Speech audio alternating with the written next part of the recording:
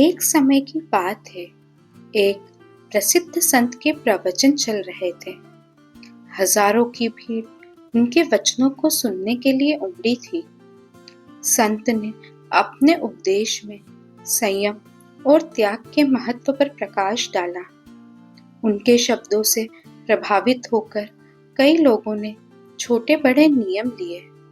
उन्हीं में से एक युवक ने संकल्प लिया कि वह पानी को छोड़कर सूर्यास्त के बाद किसी भी खाद्य पदार्थ या पेय का सेवन नहीं करेगा, यानी रात्रि भोजन का त्याग करेगा।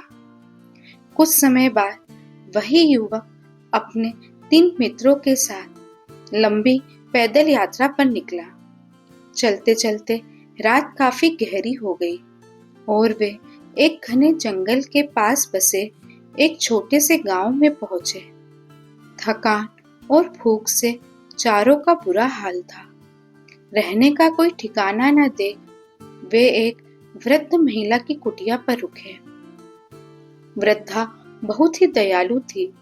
उसने थके हुए यात्रियों का स्वागत किया। हालांकि उसके पास पर्याप्त भोजन नहीं था, लेकिन उसने अतिथियों की सेवा भाव से ताजा बिलोई हुई छाछ उनके सामने रखी। अभी सूर्योदय में काफी समय बाकी था।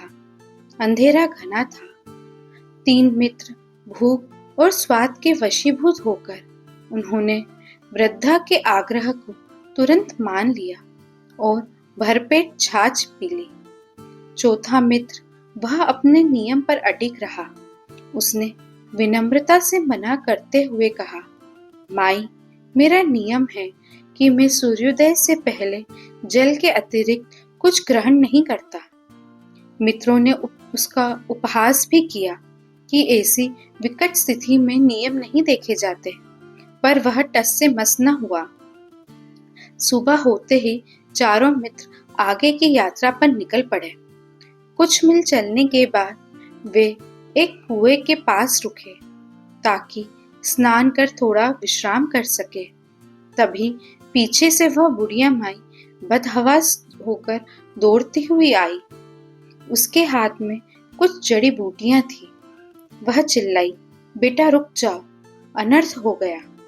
जब तुम चले गए तब मैंने मटकी के तल में देखा। छाछ बिलोते समय एक जहरीला सांप उसमें गिरकर मर गया था। तुम सबने जहरीली छाछ पी ली है, यह दवा लो। लेकिन तब तक बहुत देर हो चुकी थी। वे तीनों मित्र जिन्होंने छाछ पी थी कुएं की जगत पर बेसुध गिरे और कुछ ही क्षणों में उनके प्राण पखेरु उड़ गए।